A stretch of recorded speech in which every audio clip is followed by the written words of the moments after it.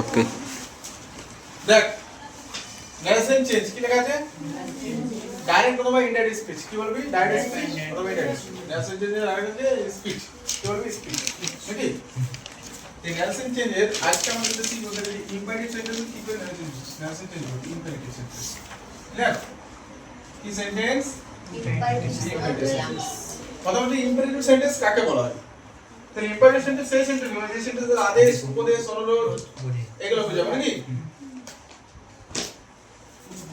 তো আমাদের এখান থেকে ডাইরেক্ট থেকে ইনডাইরেক্ট করার সময় সেটা টাকা দিই ডাইরেক্ট থেকে ইনডাইরেক্ট করার সময় মনে রাখতে হবে যে আমাদের যখন আদেশ বোঝাবে কি বোঝাবে আদেশ যদি উপদেশ বোঝায় আদেশ বোঝায় অনুরোধ বোঝায় তাহলে আমরা কি ইউজ করব নাকি সেট টু টার পরিবর্তে যে সেট টু থাকে না সেট অথবা সেট টু থাকে না এটার পরিবর্তে আমরা কি ইউজ করব টাকা যদি মনে হয় যে আদেশ বোঝাচ্ছে কি বোঝাচ্ছে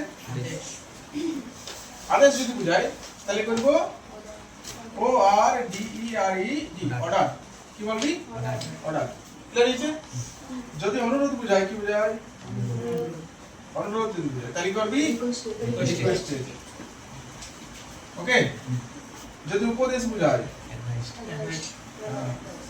উপদেশ বোঝালে অ্যাডভাইস কি বলবি এখানে অ্যাডভাইসের স্পেলিংটা ভালো করে ধ্যান রাখতে হবে এ D V I S E D clear এখানে যদি সি লাগাই দিই সি অ্যাডভাইস তখন এটা এই যেমন A D V I C advice এটা হলো উপদেশ এটা মানে কি উপদেশ এটা একটা নাউন কি বলে এটা একটা নাউন কিন্তু শুধু এস যোগ করি না এটার সঙ্গে অ্যাডভাইস এটা মানে উপদেশ দেওয়া ভার্ব হয়ে গেল কি হলো তো আমরা সেট টুটাই ভার্বের পরে তো ভার্ব লাগাবো তো তার জন্য অ্যাডভাইস লাগাবো কি লাগাবি এই স্পেলিংটা লাগাবি ক্লিয়ার হয়েছে এবারে যদি কোনো কিছু বন্ধ নিষেধ বোঝায় কি বোঝায় নিষেধ তো ডাইরেক্ট একটা আমাদের তোরা ভার্ব ইউজ করতে পারিস ফরবিড কি ইউজ করতে পারিস ক্লিয়ার হয়েছে ফরবিড থেকে ফরবিড এটা হচ্ছে সেট টু বা সেট এর পরিবর্তে এটা বসতে হবে ক্লিয়ার হয়েছে এবারে প্রশ্ন হচ্ছে যে স্যার কমা কোটেশন তুলি কি হবে না কমা কোটেশন তুলি আমাদের এখানে আগলে যেমন দেখ ইন্টারোগেটিভে যেমন লাগাইছিল ইন বা ওয়েদার আর ডাব্লিউএইচ কোশ্চেন এটা হবে কিন্তু ইম্পারেটিভের ক্ষেত্রে আমাদের বসবে টু কি বসবে two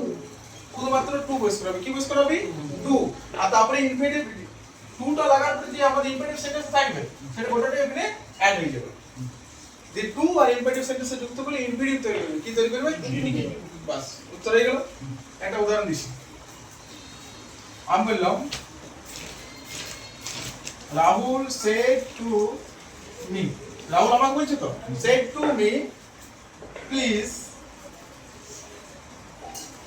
give me a pen টাকা দিই সবাই তাহলে একটা জিনিস চলাবি টাকা লাল কলমটা কোথায় না এই রাহুল দেখি কি বলে স্পিকার বলে কি বলে নাকি স্পিকার মানে যে বক্তা যে বলছে বোর্ডের দিকে তাকা বোর্ডের দিকে তাকা বোর্ডের দিকে তাকা এই সেট টুটা কি বলে রিপোর্টিং ভার্ব কি বলে রিপোর্টিং ভার্ব এবিটা কি বলে লিসেনার লিসেনার মানে কি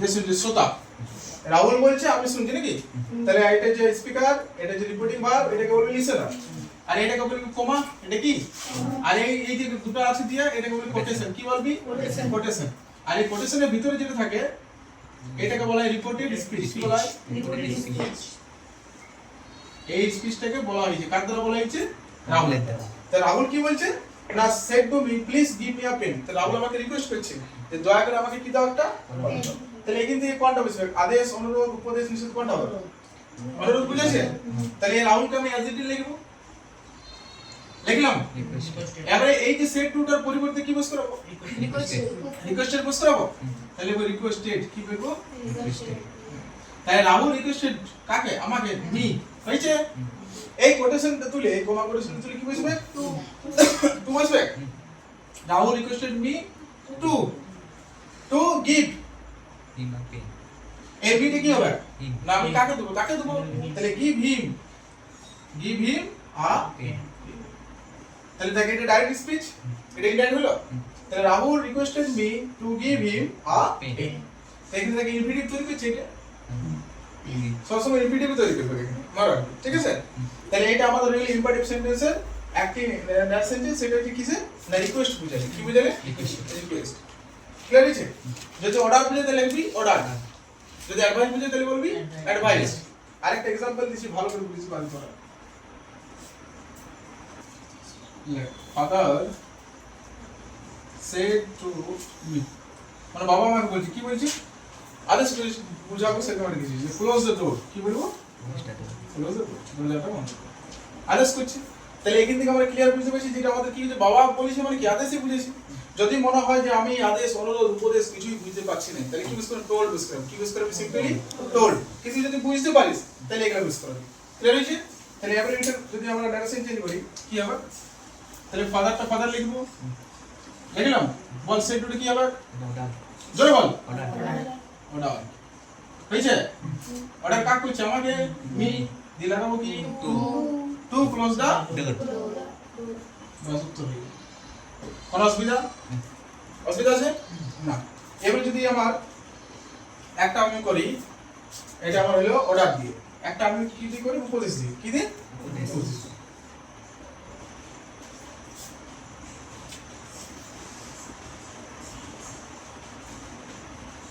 Father said to me, হয়েছে? Do not run in the sun. এটা বাংলা মানে কি? না বাবা বললো রোদে দৌড়াবে না। তাহলে বাবা আমাকে যখন বলছে রোদে দৌড়াবে না, তার মানে বাবা কি বলতে চাইছে? আমাকে অ্যাডভাইস দিছে যে রোদে দৌড়ালে তো প্রবলেম হতে পারে। তাহলে আমরা সিম্পলি এটা যখন করব তখন লিখব ফাদার, ওকে, said to আছে। তাহলে said to টা আমাদের এখানে কি হবে? উপদেশ বুঝাচ্ছে। তাহলে অ্যাডভাইস লিখতে পারি, এই থেকে advice, A D V I S, advice করলো কাকে করছে? মি। তাহলে ফাদার অ্যাডভাইস মি। এই যে ডু নট আছে না, এর জন্য নট টু লাগাবি। কি লাগাবি? Not to. তাহলে father advise me not to run in the sun. Hello, that's sentence. আর প্রশ্ন হচ্ছে যে এইটা একভাবে এইভাবে করা যেতে পারে, কিন্তু এটা ফরম্যাট দিয়েও করা যেতে। বাবা তো আমাকে নিষেধই করছে, তাহলে একইভাবে উপদেশ দিছে একইভাবে বন্ধ করছে। তাহলে নিষেধের জন্য ফরম্যাট দিয়েও করা যাবে। ফরম্যাট দিলে নিয়মটা একটু চেঞ্জ হবে। কি করবি? না ফাদার অ্যাডভাইসের জায়গায় লাগাবো forbid me to run in the sun. এবার প্রশ্ন হচ্ছে যে স্যার এখানে নট টু যেগুলো, নটটা মানে তো নিষেধ, এখানে বুঝি গেছি অলরেডি। তাহলে বাবা আমাকে কি করছে? নিষেধ করছে। কি নিষেধ করছে? টু রান ইন দা সান, সূর্যে দৌড়াবে না বা রোদে দৌড়াবে। তাহলে ফরওয়ার্ড যখন ইউজ করবি তখন এখানে নট টু হাঁটি যাবে, নটটা হাঁটি যাবে। যদি বলি যে না আমি এটা দিয়ে করবো তাহলে এটা করবি, তখন এবার দিয়ে করবি। তাহলে এইটা একটা এমন একটা মেসেজ যে এটাকে দুটো দিয়ে করে দিতে পারে। তাহলে আশা করি বুঝতে পারলি সবকিছু, কোনো অসুবিধা? ঠিক আছে, লিখে